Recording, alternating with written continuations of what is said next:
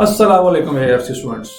Hopefully आपकी तैयारी बहुत अच्छी होगी और मुझे पूरी उम्मीद है इंशाल्लाह आपके बड़े अच्छे जो है पेपर हो जाएंगे और इंशाल्लाह पास भी कर जाएंगे। मैं उन बच्चों से मुखातिब हूँ जो मार्च टाइम में कोई ना कोई एक पेपर रखना चाहते हैं और मैं उनको सजेशन देना चाहता हूँ कि आपने मार्च में अगर कोई पेपर उठाना है तो आप लॉ का पेपर उठाइएगा।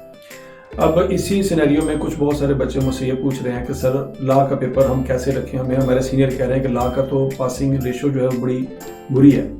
तो जो सीनियर हजरात आपको कह रहे हैं वो बिल्कुल ठीक कह रहे हैं, लेकिन सीनियर हजरात से ज़रा पता कीजिएगा कि उन्होंने जो लॉ का पेपर उठाया उसका सिलेबस डबल था। आपने जो लॉ पढ़ना है उसका सिलेबस जो है वो 50% है।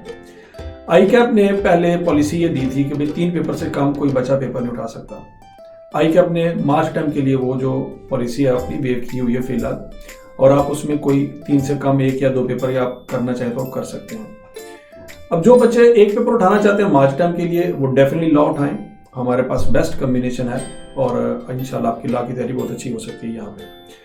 और दूसरा ये है कि जो बच्चे पेपर नहीं देना चाहते वो कहते हैं कि सर मेंटली तौर पे प्रिपेयर नहीं है कि 2 महीने में हम CA का कोई पेपर कर सकते हैं कि नहीं कर सकते, उनके लिए मैं सजेस्ट करूंगा कि आप फिर जनवरी से लेकर सितंबर तक का जो है हमारा सेशन ज्वाइन करें, जिसमें हम अकाउंटिंग पढ़ाएंगे।